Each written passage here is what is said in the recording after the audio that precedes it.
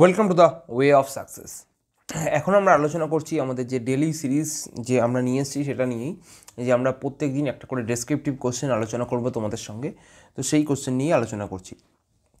আজকের যে কোশ্চেনটা আমরা পেয়েছি সেই কোশ্চেনটা হচ্ছে কি ফিনান্সিয়াল চ্যালেঞ্জ, মানে যে সমস্ত ফিনান্সিয়াল চ্যালেঞ্জেস রয়েছে গ্রিন হাইড্রোজেনের জন্য, সেই গ্রিন হাইড্রোজেন নিয়ে যে ফিনান্সিয়াল চ্যালেঞ্জগুলো রয়েছে এবং সেই ফিনান্সিয়াল চ্যালেঞ্জগুলোকে আমরা কীভাবে মানে পোটেনশিয়াল ফিনান্সিয়াল মেকানিজমে কনভার্ট করতে পারি, বা বলতে পারো যে চ্যালেঞ্জেসগুলো রয়েছে সেগুলোকে আমরা কীভাবে ওভারকাম করতে পারি। দেখো, অলরেডি তোমরা গ্রিন হাইড্রোজেন সম্পর্কে শুনেছো। গ্রিন হাইড্রোজেন কি আমাদের যে গ্লোবাল ওয়ার্মিং যেটা হয়েছে তার জন্য যে প্রচণ্ড পরিমাণে ক্লাইমেট চেঞ্জ হচ্ছে, গরমকালে প্রচণ্ড গরম পড়ছে, শীতকালে প্রচণ্ড ঠান্ডা পড়ছে এবং দেখা যাচ্ছে প্রচুর গ্লেসিয়ার গলে জল হয়ে যাচ্ছে। তা এইভাবে যদি চলতে থাকে পৃথিবীতে একটা টাইম ধ্বংস হয়ে যাবে।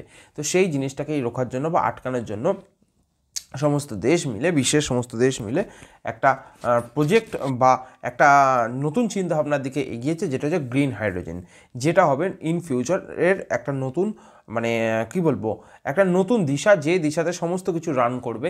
এখন যেরকম আমরা মানে কি বলবো পেট্রোল ইউজ করছি, ডিজেল ইউজ করছি, আস্তে আস্তে আমরা গ্রিন হাইড্রোজেনের দিকে শিফট করব এবং তার জন্য দরকার প্রচুর পরিমাণে ইনভেস্টমেন্ট। কেন ইনভেস্টমেন্ট দরকার? আমরা অলরেডি এতদিন ধরে পেট্রোল ডিজেলের পেছনে ইনভেস্ট করেছি এবং সেই ইনভেস্ট করাতে সেরকম ধরনের ইঞ্জিন তৈরি করেছি, সেরকম ধরনের কলকারখানা তৈরি করেছি, কিন্তু যখন আমরা গ্রিন হাইড্রোজেনে মুভ করব আমাদের কিন্তু সিস্টেম চেঞ্জ হবে, আমাদের কিন্তু কার্বন এমিশন কমাতে হবে। তো সেটা হচ্ছে একটা বড় চিন্তা এবং সেই জন্য দরকার প্রচুর টাকা। সো সেই ফিনান্সিয়াল চ্যালেঞ্জেস কী কী রয়েছে এবং সেটাকে আমরা কী করে ওভারকাম করবো সেটা নিয়ে আলোচনা। আমি বেসিক একটু তোমাদের ইন্ট্রোডাকশন এতক্ষণে দিয়ে দিলাম। গ্রিন হাইড্রোজেন কী? দেখো, গ্রিন হাইড্রোজেন নিয়ে ইন্ডিয়ার যে ভিশনটা রয়েছে সেটা হচ্ছে নেট জিরো এমিশন করবে বাই 2070 মধ্যে নেট জিরো এমিশনের দিকে যাবে। এবং ফিনান্সিয়াল চ্যালেঞ্জেস যেগুলো রয়েছে সেগুলো হচ্ছে production cost, investment barriers and absence of the mature market. ঠিক আছে, মানে মানুষেরও তো একটা ম্যাচিওর মার্কেটের চিন্তাভাবনা করতে হবে না। কোনো জিনিস প্রোডাকশন হলে তো হলো না, সেগুলো সেলেরও একটা ব্যাপার থাকে। তো সেই দিকটাও একটা ম্যাচিওর মার্কেটেরও একটা কিন্তু মানে প্রবলেম রয়েছে, যেটা আমরা একটু পরে আলোচনা করব। To achieve the ambitions target producing 5 million metric tons annually by 2030, আমরা কিন্তু 2030 মধ্যেই 5 মিলিয়ন মেট্রিক টন যে অ্যানুয়াল টার্গেট সেটা কিন্তু আমরা মিট করার চেষ্টা কিন্তু ইন্ডিয়া করে চলেছে। এবং তার জন্য যে চ্যালেঞ্জেসগুলো ইন্ডিয়া ফেস করছে বা বলতে পারো ওয়ার্ল্ডের বিভিন্ন দেশ ফেস করছে, India is a developing country, সেই জন্য ইন্ডিয়া যে সমস্ত চ্যালেঞ্জেস ফেস করছে সেগুলো নিয়ে কিন্তু আমাদের এখানে আলোচনা। তো ফার্স্ট হচ্ছে high production cost. Production cost কিন্তু প্রচণ্ড হাই হয়ে যায়। কেন? Green hydrogen production cost in ইন্ডিয়ার রেঞ্জ বিটুইন $530 কথা বলছে। $1 মানে কত তোমরা গুগল করে দেখে নেবে। বর্তমানে $5.30 থেকে $6.70, significantly higher than the grey or blue hydrogen. Blue hydrogen আর গ্রে হাইড্রোজেনের থেকে যেটা সিগনিফিকেন্টলি হাই, সেটা কিন্তু একটা সমস্যা করছে। High levelized cost, electricity and electrolyzer expenses আর প্রাইমারিলি কন্ট্রিবিউটার্স। ঠিক আছে, তো সেকেন্ড পয়েন্টটাকে তোমরা অ্যাভয়েড করে দিলেও ফার্স্ট যে পয়েন্টটা সেটা কিন্তু তোমাদের জন্য ইম্পর্টেন্ট। সেই পয়েন্টটা তোমরা লিখবে পরীক্ষায়, যে যেটা আমরা মানে গ্রিন হাইড্রোজেনের কথা বলা হচ্ছে। গ্রিন হাইড্রোজেনের যে প্রোডাকশন কস্ট সেটা হচ্ছে $5.30 to $6.70, যেটা সিগনিফিকেন্টলি হাই। তারপরে হচ্ছে disparity in economics. The market faces a deadlock. Deadlock মানে কি? ডেডলক মানে তোমরা হয়তো পার্লামেন্টে একটা কথা শুনেছো যে ডেডলক হয়ে গেছে, মানে কোনো একটা বিল পাস হচ্ছে না, মানে হয়তো রাজ্যসভায় পাস হয়েছে, লোকসভায় পাস হচ্ছে না, বা লোকসভায় পাস হয়েছে, রাজ্যসভায় পাস হচ্ছে না, মানে একটা জিনিস আটকে যাওয়া, ডেডলক হয়ে যাওয়া। ঠিক আছে, সেই সিচুয়েশনটাকে কথা বলা হচ্ছে।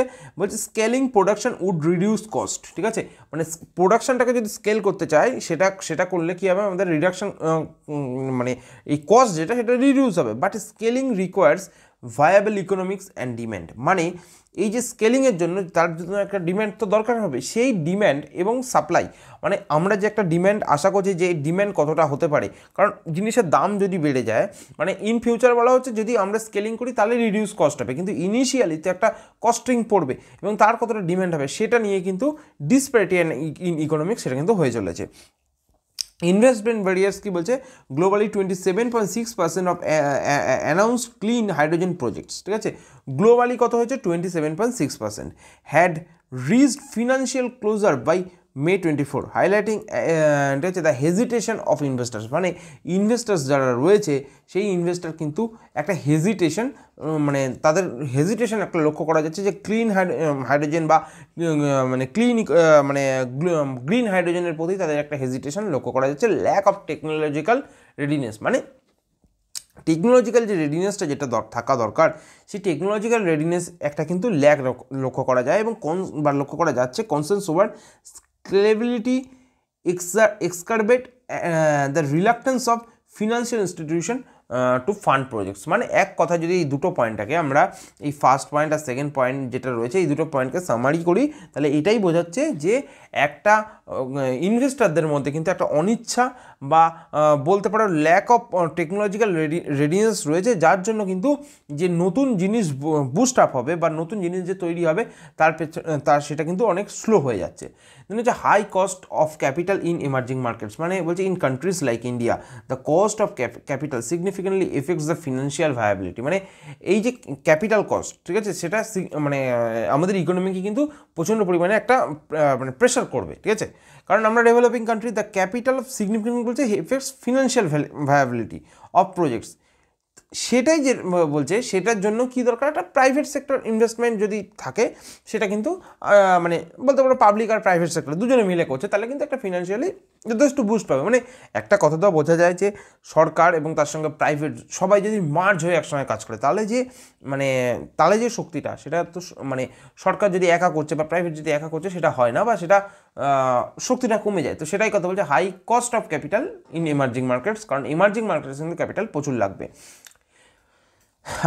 ফিফথ পয়েন্ট এখানে বলছে গ্লোবাল কম্পিটিশন, সেখানে বলছে developed nations with more significant public funding, developed nation যেগুলো রয়েছে সেখানে পাবলিক ফান্ডিং অনেক বেশি হয়, and infrastructure are better position to attract investment, মানে দেখো একটা ইনভেস্টমেন্ট অ্যাট্রাক্ট করতে গেলে তার তোমার জন্য কী কী দরকার, লজিস্টিক্স খুব ভালো হওয়া দরকার। তো সেক্ষেত্রে ইন্ডিয়ার লজিস্টিক্স কিন্তু ডেভেলপ কান্ট্রির মতো অতটা ভালো নয়, সেই জন্য কিন্তু মানে ইন্ডিয়া একটা কম্পিটিটিভ ডিসঅ্যাডভান্টেজ সেটা ফেস করছে। মানে কি আমাদের যেটা বাইরের ফরেন ইনভেস্টমেন্ট দরকার, ঠিক আছে, গ্রিন হাইড্রোজেনের প্রতি এফডিআই যেগুলো আসা দরকার, এফডিআই, ঠিক আছে, এফডিআই যেগুলো আসা দরকার সেগুলো কিন্তু কম অ্যাট্রাক্ট হচ্ছে, কারণ আমাদের যে স্কেলে ডেভেলপ কান্ট্রি উন্নত হয়ে রয়েছে আমরা কিন্তু এখনও ততটা হয়তো পৌঁছতে পারিনি। ইন ফিউচার হয়তো যখন পৌঁছবো সেই সময় হয়তো আসবে, কিন্তু বর্তমানের রেসপেক্টে যেহেতু বলা হচ্ছে বর্তমানে কী কী সমস্যা রয়েছে সেই সমস্যাগুলোকে বলা হলো। তাহলে এই সমস্যাগুলোকে একবার তোমরা সামারি করে নেবে।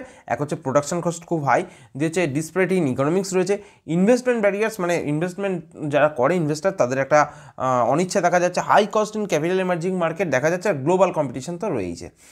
নেক্সট আমরা বলছি পোটেনশিয়াল ফিন্যান্সিং মেকানিজম, ঠিক আছে, এই পোটেনশিয়াল ফিন্যান্সিং মেকানিজমটা কী অ্যাকচুয়ালি বলছে combining public and private capital, মানে পাবলিক এবং প্রাইভেট ক্যাপিটালকে যদি আমরা কম্বাইন করে দিই, মানে এক কথায় যদি আমরা বলতে পারি পিপিপি মডেল আমরা যদি নিয়ে আসি, পিপিপি মডেল কি পাবলিক প্রাইভেট পার্টনারশিপ, ঠিক আছে, তো এই পিপিপি মডেল যদি নিয়ে আসা হয় যেটার কথা বলা হচ্ছিল, তাহলে কিন্তু ব্লেন্ডেড ফিনান্সিয়াল মডেল যদি থাকে তাহলে কিন্তু জিনিসটা অনেক ফাস্ট হবে এবং জিনিসটা অনেক সুবিধা হবে। হচ্ছে green bonds and climate financing, আমরা যদি এমন কোনো গ্রিন বন্ডস আনি, মনে করো বর্তমানে যারা বন্ডস নিয়ে মানে পড়েছো তারা তো জানোই যে ইকোনমিক্সে বন্ডস রয়েছে, আমি এখন আলোচনা করছি না হোয়াট ইজ বন্ড। তো যে বন্ড আছে সেরকম যদি গ্রিন বন্ড আনা হয় সেটাও কিন্তু যথেষ্ট পরিমাণে একটা ফিনান্সিয়াল হেল্প করবে, কারণ মানুষে গ্রিন বন্ড কিনবে এবং সরকারের কাছে টাকা যাবে, সরকার সেই টাকাটা রিনিউয়েবলে লাগাবে, আবার সেখান থেকে সেই টাকাটাই ঘুরে চলে আসবে সেই ইনভেস্টরের কাছে যে গ্রিন বন্ডটা কিনেছিল। সেটা কিন্তু একটা বেশ ভালো চিন্তাভাবনার মধ্যে পড়ছে। নেক্সট আমরা যদি বলি ক্লাইমেট ফান্ডস, সেটা একই, যে carbon credits and offtake agreements. Carbon credits মানে কি, আমরা যদি মানে যে কোম্পানিগুলো রয়েছে তাদেরকে যদি আমরা কার্বন ক্রেডিট প্রোভাইড করা শুরু করি, মানে বলছে মনে করো কোম্পানি কম কার্বন এমিশন করলো, ঠিক আছে, তো কম কার্বন এমিশন করাতে তাকে আমরা কিছুটা ক্রেডিট দিলাম, বুঝতে পেরেছো, মানে মনে করো একটা ব্যাচে 10 জন স্টুডেন্ট আছে, 10 জন স্টুডেন্টের মধ্যে 4 জন ভালো নাম্বার করলো, 4 জনকে তুমি কোনো একটা গিফট দিলে, সেই গিফটটা কী হচ্ছে, গিফটটা মানে কেন দিচ্ছ, কারণ তারা ভালো রেজাল্ট করেছে। তেমনই এই মনে করো 10টা কোম্পানি আছে, তার মধ্যে 4টে কোম্পানি কম কার্বন এমিশন করলো, 4টে কোম্পানিকে তুমি একটা গিফট দিলে, তো সেটাকেই বলা হচ্ছে কার্বন ক্রেডিট, ঠিক আছে, একদম সহজ ভাষায় বুঝবে যাতে বুঝতে সুবিধা হয়। এবং সেগুলো দিলে কী হবে, আমাদের মেন ইন্ডাস্ট্রি কী বলছি, স্টিল ইন্ডাস্ট্রি, সিমেন্ট ইন্ডাস্ট্রি, মানে ইন্ডিয়ার মেন ইন্ডাস্ট্রি স্টিল সিমেন্ট নয়, মানে কোনো একটা ডেভেলপিং কান্ট্রিতে স্টিল আর সিমেন্ট ঠিক আছে, সেটা তো মানে কী বলবো সব থেকে বেশি দরকার হয়। তো সেই দুটো সেক্টরে যদি আমরা এই কার্বন ক্রেডিট সিস্টেমটাকে মানে কোম্পানি কাজ করছে এবং আমরা তাদেরকে ক্রেডিট দিচ্ছি, এটা হলে কিন্তু ইনভেস্টাররা একটা বেশ ভালো জিনিস লক্ষ্য করবে যে বাহ বেশ ভালোভাবে কাজ হচ্ছে, তাহলে চলো এখানে ইনভেস্ট করা যাক।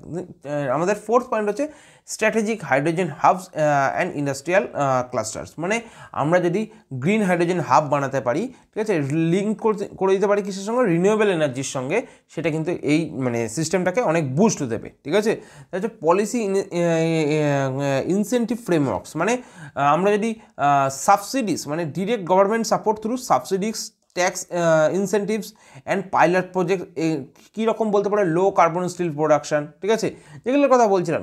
সরকার যদি সরাসরি সাবসিডিস বা ট্যাক্স ইনসেন্টিভ দেয়, সেটাও কিন্তু একটা বেশ ভালো মানে প্রতিফলন দেখা যাবে যে গ্রিন হাইড্রোজেনের প্রতি। তারপর হচ্ছে ইন্ট্রোডিউসিং হাইড্রোজেন সার্টিফিকেশন স্ট্যান্ডার্ডস। একটা হাইড্রোজেন সার্টিফিকেশন স্ট্যান্ডার্ড যেটা রয়েছে সেটাকে যদি ইন্ট্রোডিউস করা যায়, লাইক ইউকেতে যেটা করা হচ্ছে, তো সেটা কিন্তু আরও এই প্রবলেমটাকে কমব্যাট করতে অনেকটা হেল্প করবে। ঠিক আছে, তো এই সমস্যাটাকে মানে দূরীকরণ করবে এবং নতুন যে আলোর দিশা সেদিকেই নিয়ে যাবে। তো বর্তমানে আমাদের যে ন্যাশনাল মানে কি ইনিশিয়েটিভ যেগুলো চলছে সেগুলো হচ্ছে ন্যাশনাল গ্রিন হাইড্রোজেন মিশন চলছে, pilot project on financial incentives চলছে এবং গ্রিন হাইড্রোজেন হাবস, এটার দিকে আমাদের কিন্তু কাজ চলছে। ঠিক আছে, তো কনক্লুশন নিচে করা হয়েছে, তো সেটা তোমরা একবার জাস্ট দেখে নেবে কি কনক্লুশন করা হয়েছে।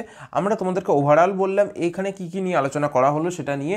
এখানে মেন ছিল গ্রিন হাইড্রোজেন নিয়ে, গ্রিন হাইড্রোজেনের কী কী সমস্যা মানে প্রবলেম, ঠিক আছে, তো সেই প্রবলেম আর তার রেমিডিস যেগুলো ছিল, ঠিক আছে, সেগুলো নিয়ে কিন্তু আমরা আলোচনা করলাম।